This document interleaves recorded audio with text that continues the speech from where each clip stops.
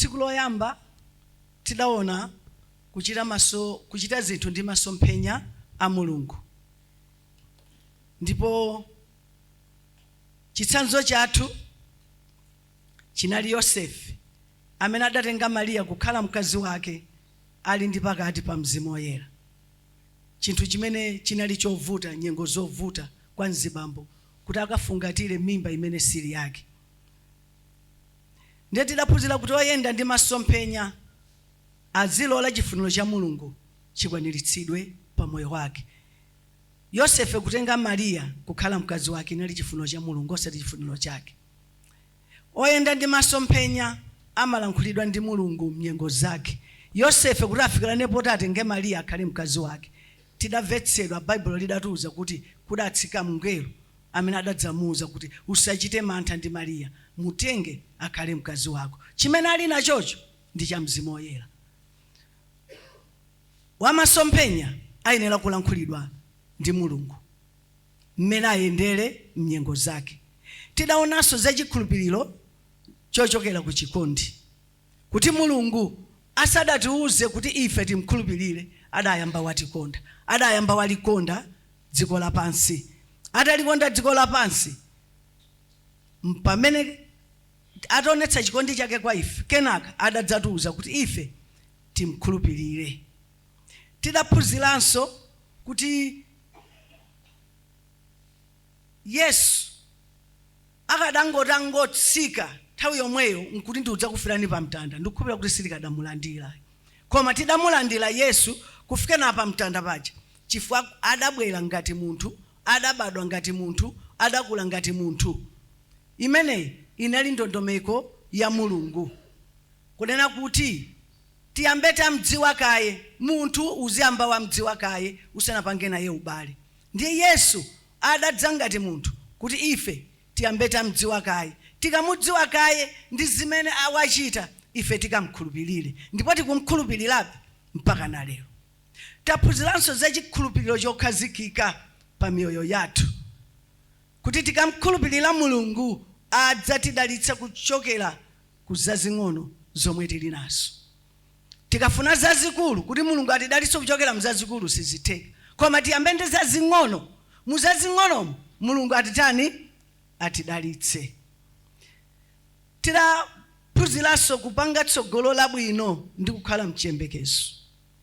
Taphunzira kuti kupanga tsogolo labwino ndi kukhalanso mchiyembekezo, kufatsa mmenemo ndikofunikira, kudekha mmenemo ndikofunikira, kupirira ndikofunikira. Zimenezi ndi zina zimene zimatithandiza kuti tikafikire kuchipambano mnyengo zathu. Lero tikupitiriza ndi nkhani imene tawerenga pa 1 Korinto 13 kuchokera verse 1 kulekeza 13, kuti moyo wathu ukakhale mchipambano. Mutu wake tikupatsa kuti chipambano cha moyo uno, chipambano cha moyo uno. Pa 1 Korinto 13 akutuza kuti kuposa kwa chikondi, kuposa kwa chikondi, kuti ngakhale titachita zabwino kwa ena ndi kukhala nacho chikhulupiriro chokhazikika chimene chikhoza kusuntha mapiri, koma ngati tilibe chikondi akuti tili chabe. Moyo wathu sungapindule ndi kuchita zabwino zonse kwa ena ndi kukhala nacho chikhulupiriro pa Mulungu ndi kukhala nacho chiyembekezo, koma ngati chikondi pa moyo wathu palibe akuti tili chabe. Atchula madera ambiri amene sitingawafanizire ndi kuposa kwa chikondi. Ndi zambiri zimene atitchulira kuti ngakhale titalankhula malilime koma tilibe chikondi tili chabe. Ngakhale titathandiza osauka koma ngati tilibe chikondi tili chabe. Ngakhale titapereka thupi lathu kukhala nsembe koma ngati tilibe chikondi tili chabe. Zonsezi sizifikira pakuposa kwa chikondi. Inu madziwa alipo ena ndithu ndiothandiza ndithu, koma kuthandiza kuja mwina ndi mmene iwo adauzidwira, kumene amakatenga zinthu zawoko kuti sembe yako uzikapereka zinthu eti. Nchifukwa chake apa atchula pona kuti ngakhale titathandiza osauka, zina zimene timalandira, mathandizo ena amene timalandira, mwini wake uja sitidzaona kuti zinthu zakuzitenga kuti. Akuti ngakhale titathandiza osauka, koma chikondi munthu uyuyo la kuthandiza osauka sikuti kuthandiza uku ndikochokera ku chikondi, koma ndikothandiza kuti zake zitani ziyende. Tumvetsa aneti? Ndikuthandiza kwanena kuti zake ziyende. Ngati akuthandiza kuti zake ziyende ndiye kuti chikondi alibe, akuti alichaba ameneyi. Koma chikondi chizikhala chilezere. Munthu wa chikondi amakhala oleza mtima. Akhoza kulandira chipongwe koma amakhala oleza mtima. Munthu wa chikondi amakhala okoma mtima inu. Akuti chikondi ndicho koma mtima. Chikondi sichidukidwa. Kudukidwa ndi kuchita sanje ndi zinthu zanzako. Mudziona kuti ena adangobadwa kuti aona anzawo kuti zikuyendera sakuva bwino. Kudukidwa ndi zanzawo. Bwanji osangopita kukafunsa kuti munatani, iwenso ukatsate njira yomweyo ukapeze zako. Koma tikadukidwa kodi zinthu zija zimabwera kukhala zathu? Ayi. Ndi akuti chikondi sichidukidwa. Chikondi sichidzatamandira kuti ine ndine. Ayi. Chikondi chimadziwa kuti alipo ena ondiposa. Chikondi chimadziwa kuti sinenekha ndikhoza kupanga izi, koma aliponso ena amene akhoza kupanga izi kundiposa ine. Chikondi sichichita zosayenera. Chikondi sichichita zosayenera. Amwene a Khristu tikuchita zosayenera. Timadzabiswala kunoko. Koma kuti tiyang'anane pansi ndife a Khristu amene timachita zosayenera. Koma tikabwera kuno ndife a Khristu ndithu. Chikondi sichikondwera ndi chinyengo. Mkhristu wa chinyengo alichabe ndipo sudzapindula pa moyo wako. Mkhristu azikhala wachoonadi. Mkhristu azikhala olungama mtima. Ndi chifukwa chake kwa Efeso 6 akutiuza unena kuti ifeyo ngati a Khristu tikhale nacho, tidzimangirire mchiuno mwathu choonadi ndi chilungamo. Kwa Efeso amatuza choncho eti zida pa zida za Mulungu. Akuti tidzimangirire ngati Mkhristu, dzimangirire choonadi mchiuno chako. Ukadzimangirira choonadi mchiuno chako, pena paliponse udzalankhula choonadi. Sudzalankhula chinyengo, ndipo sudzachita chinyengo. Alipo a Khristu achinyengo. Akafika ku nyumba pa banja ngati mayi wabwinobwino, azungulira kuseli akwazembera abambo. Pali chilungamo apo. Abambo abwinobwino pa khomo, koma akangonyamuka zimene akachite zosayembekezeka zoyenera kuti angachite iwo. Abambo achinyengo. Mkhristu azikhala wachoonadi. Tikakhala nazo izi pa moyo wathu, ndiye kuti tikwaniritsa zomwe Mulungu amafuna kuti ife tizichita. Tikakhala oleza mtima, tikakhala osadzitamandira, tikakhala opanda chinyengo, tikakhala opanda kaduka, zimenezi ndi zimene Mulungu amafuna ife ngati a Khristu tizichita. Ndiye kuti ifeyo titha kukwaniritsa zimene Mulungu akufuna kuti ife tichite. Chikondi chimapirira. Chikondi chosapirira si chikondi. Ndipo munthu usamembekeza ona kuti kaya ndi pa ntchito kaya ndi pa banja kuti pamenepo sungapezepo zosautsa. Pena paliponse pali zosautsa. Nchifukwa Baibulo litiuza unena kuti tikhale nacho chikondi chachipiriro. Tizipirira nyengo zathu. Chikondi chitipangitsa ife kulankhula ngati munthu wamkulu.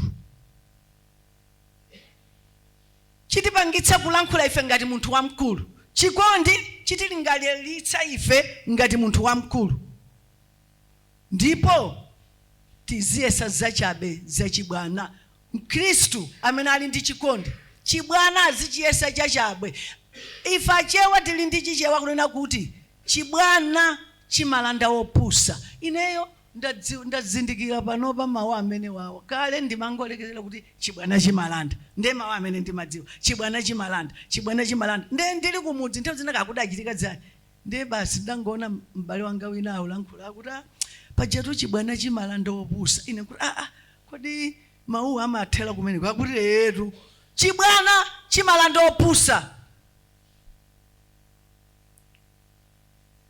Tikamachita za chibwana tizidziwa kuti ndife opusa. Munthu wamkulukulu auchita ngati mwana amene ngopusa. Pamene mwana uchita ngati munthu wamkulu si opusete. Koma munthu wamkulu uchita ngati mwana iweyo udziwe una kuti ine ndine pano ndine opusa. Chibwana chimalanda opusa. Chikondi tikaphatikizapo chikhulupiriro taphunzira za chikhulupiriro eti. Chikondi tikaphatikizapo chikhulupiriro tikaphatikizapo chiyembekezo zitatu zimenezi tikaziphatikiza nkukhala pamodzi pa moyo wathu tidziwe kuti ndi bomba kwa Satana mdierekezi sangatithe. Chikondi chikhulupiriro ndi chiyembekezo pa moyo wathu ndi bomba kwa Satana mdierekezi. Mawu a Mulungu akutitsimikizira kuti Mkhristu akhale nazo zitatu zimenezi. Titati tibwereze pa verse ya 13 paja. Akuti ndipo tsopano zitsala chikhulupiriro, chiyembekezo, chikondi, zitatu izi. Bible loti likutsimikize. Koma chachikulu cha izi ndicho chikondi. Tikaziphatikiza ndiye zitatu zimenezi tidziwe kuti Satana tampweteka. Mawu a Mulungu sapita pachabe ayi. Chimene Bible lalankhula ndi chomwecho. Nchifukwa chani Bible likutiuza kuti tikhale nacho chikondi, tikhale nacho chikhulupiriro, komanso tikhale nacho chiyembekezo. Nchifukwa chani? Chifukwa chonena kuti zinthu zitatu izi simphatso. Simphatso. Kukhala ndi chikondi simphatso.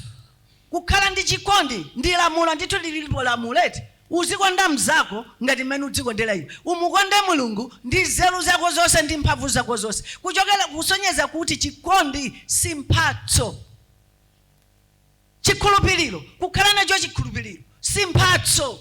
Ngati sitimadziwa kuyambira tidziwa kuna kuti chikondi chikhulupiriro simphatso. Kwa Yeremia 17 akutiuza kuti ndi Mulungu akulamulira munthu amkhulupirire Mulungu yekha.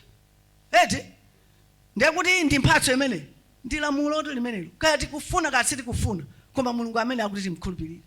Kukhala ndi chiyembekezo pa moyo wathu simphatso. Ndi chifuniro cha Mulungu. Akuti tikakonda, tikakhulupirira, tikhale nacho chiyembekezo. Chiyembekezo simphatso. Pamene kukhala mbusa ndi mphatso. Kukhala mlaliki ndi mphatso. Kukhala mphunzitsi ndi mphatso.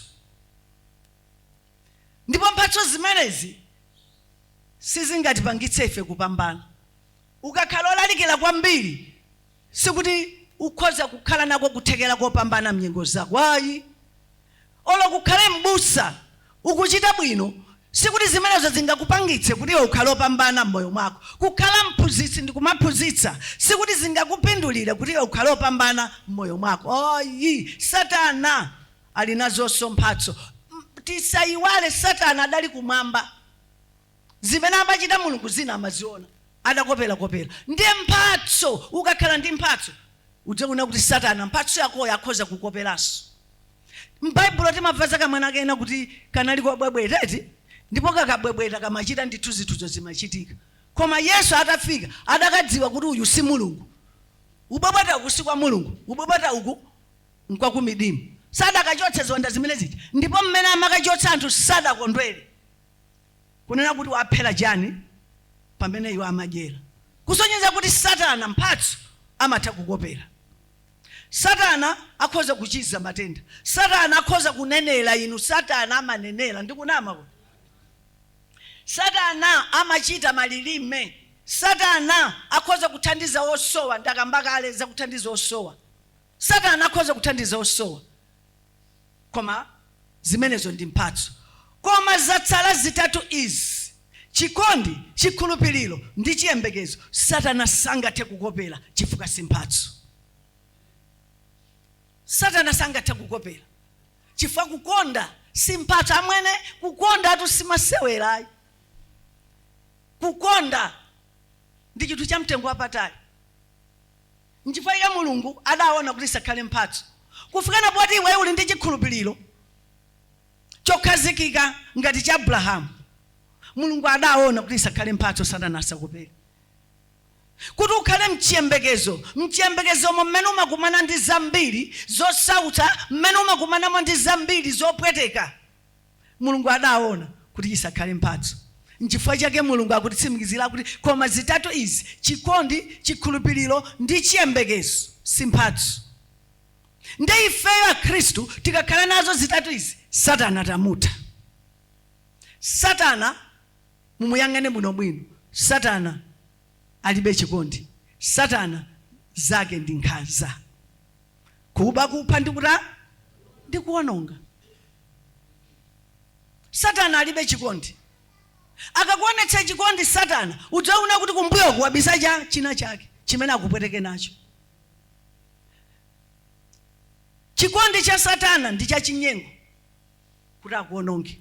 Mawu amene ndi amene aja tawerenga pa 2 Akorinto 11 verse ya 14 ndi 15. Akuti ndipo kulibe kudabwa pakuti Satana yemwe adzionetsa ngati mngelo wakunika. Abambo, Satana akamabwera kwa inu adzabwera ngati mngelo, cholinga akupwetekeni. Mawu a Mulungu akutiuza kuti Satana timkanize ndipo adzatithawa. Satana ukapanda kumkalipira mawu abweranso. Satana ukaona kuti uyu ndi Satana, mkalipire nthawi yomweyo. Amene ine atsikana ndi mawauza kuti mukaona mzibambo opusa afuna kufusilani, mtukwaneni. Mukamtukwana mzibambo ameneyo mawu asataniso sabweranso. Ine atsikana ndi mawauza kuti ayi muzimtukwana amene watichotsera ulemu yekha. Ulemu mwana kuti akupatse ulemu umene uyambe ndiwe wamkulu kupereka ulemu, kenaka mwana uja akupatsa ulemu. Ngati iweyo wekha wamkulu ukudzinyazitsa, ukuna kuti mtsikana kapena mzimayi ukudziwa kuti ni mzimayi wa mwini wake, ka iweyo wasiya akazi wako ku nyumba, taimani iwe kudziwa kuti uyu ali mbanja kale, mtukwane. Alibe ntchito ameneyo. Alibe ntchito ameneyo. Mtukwane mawu asadzataniso, sadza kulankhulanso. Adziwa kuti uyu ngwamkali. Isukali koma kumkaniza Satana. Pa verse 15 akunena kuti atumiki ake adzionetsanso ngati atumiki achilungamo. Satana sadzabwera ngati bodza, koma Satana amabwera ngati zenizeni, nkukuonetsa zabwino. Nchifukwa mawu a Mulungu akuti Satana amadza ngati mngelo wakuunika pa moyo wathu pamene chili chiwonongeko. Atumiki ake aonekanso ngati achilungamo, koma chimaliziro chawo akuti ndi ntchito zawozo. Adzatha monga ntchito zawo zoyipa, ntchito zawo zowononga. Ndiye chikondi Satana alibe, zake ndi nkhanza, kwake ndi kuba, kupha ndi kuwononga. Satana alibe chikhulupiriro, kwake nkukayika. Mulungu akakuuza, akakulankhula, tinagwirizana kuti Mulungu amatha kutilankhula. Mulungu akakulankhula mnyengo zako, Satana amabwera kuti uganiza kuti izi zingathekezi. Umadwala, ena akupempherera, wamwa mankhwala, Satana amabwera kuti inu matendawa ine agogo anga adadwala apo sadachire. Unambukhulupirira koma chikayiko chambuta. Ndi Satana ameneyo. Satana kwake ndi kukayika. Ife tikalankhula zachipambano, iye amati nzosatheka. Amayi abambo, nzotheka. Ukakhazikika pa chikhulupiriro, ukakhazikika pa chiyembekezo.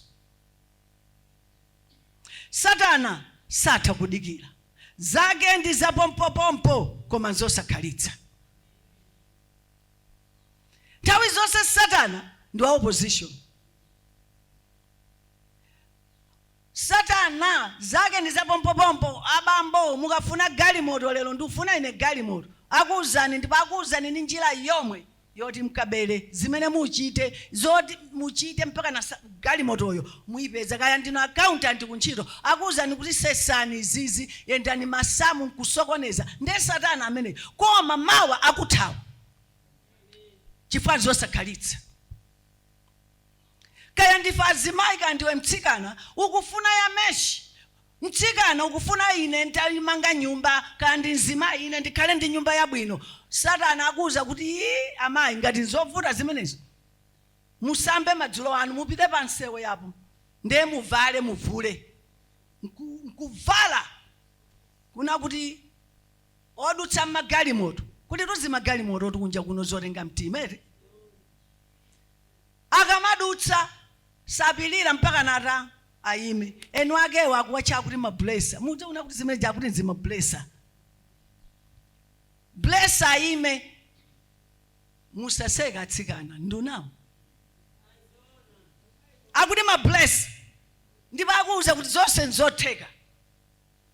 Koma kuseli kwa blessako, kuseli kwa zimenezo kuli chiwonongeko. Satana ndi wachabe. Zake ndi zapompopompo. Pamene tikachita za Mulungu, tikayembekeza mwa Mulungu, tichela tukuta. Si zapompopompo koma zokhalitsa. Kodi chabwino ndi chiyani? Kupeza chinthu lero mawa chikutere. Ndikugwira ntchito ndikuchatukuta monga Bible lidanena.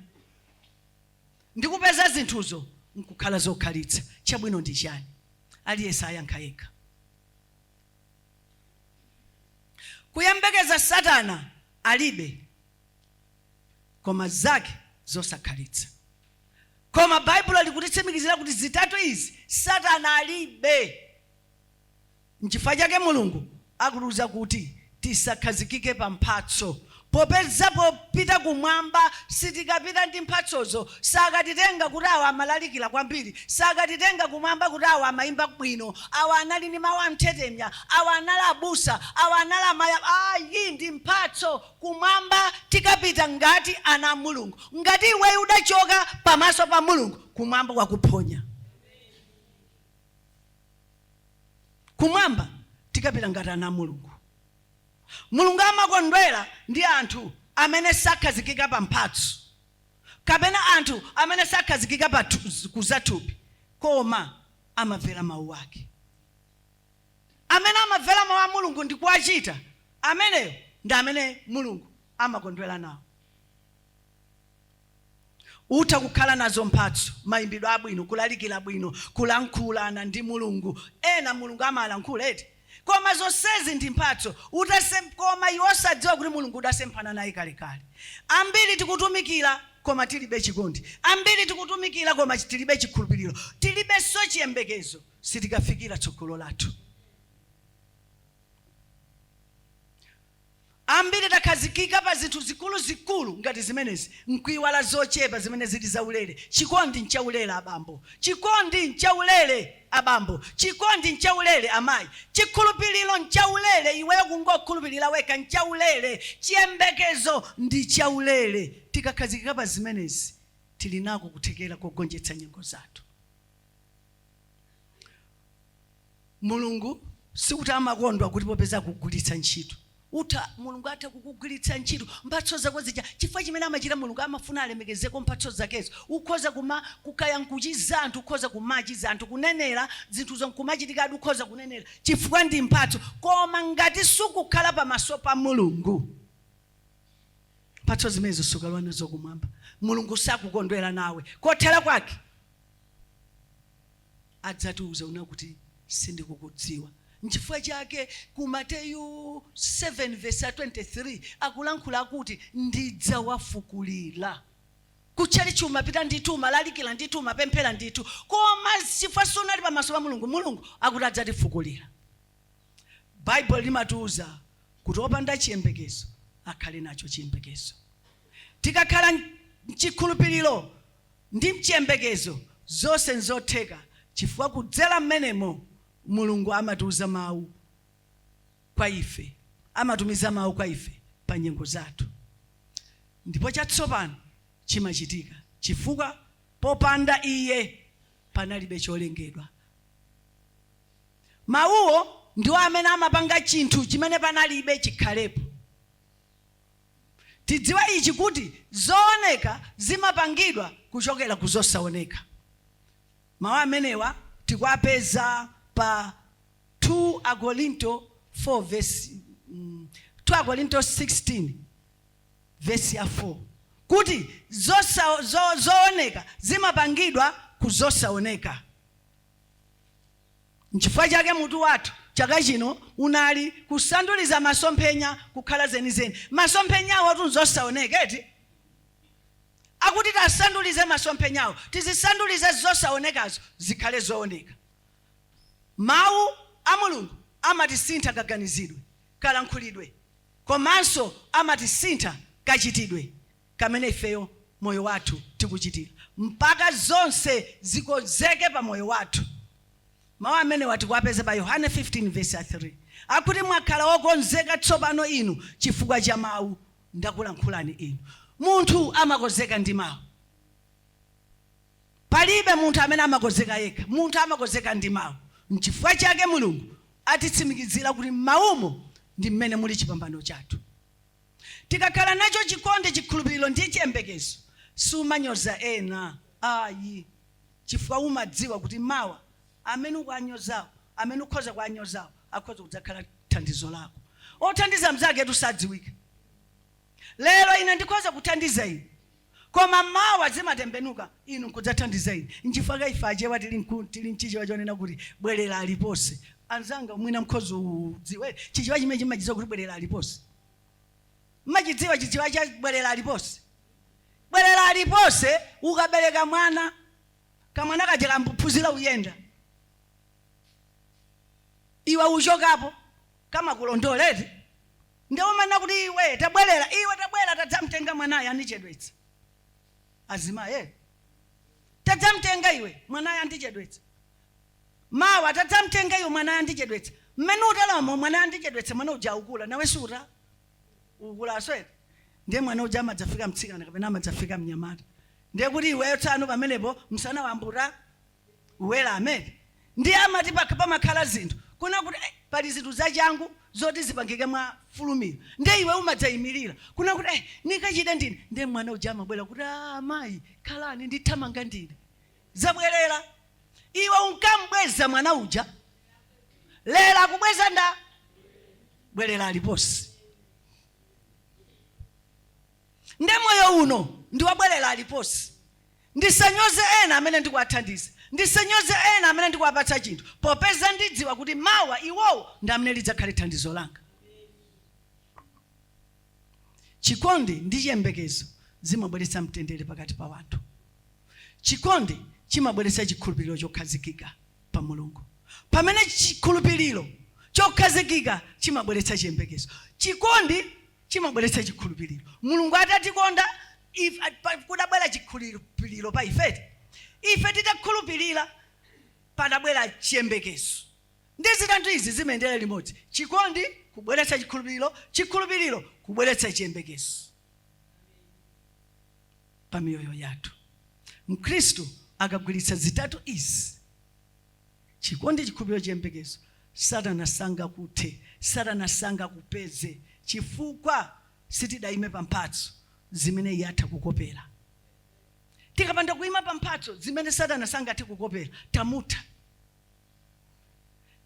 Tikagwiritsa ntchito, tikagwiritsa zitatu izi pa moyo wathu, tidzalandira mphotho, moyo osatha mwamba.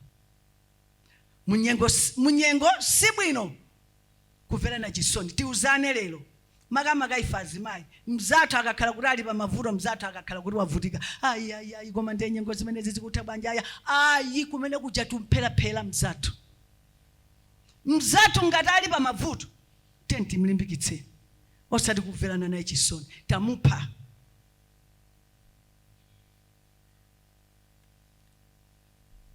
Zitatu izi Satana sangathe kutilanda, ndipo sitingagonjetse tikakhala nazo zitatu zimenezi, ngati tilibe sitingagonjetse. Koma tikakhala nazo zitatu izi, chikondi, chikhulupiriro ndi chiyembekezo, ifeyo tidzagonjetsa. Koma Satana sadzatigonjetsa. Amen.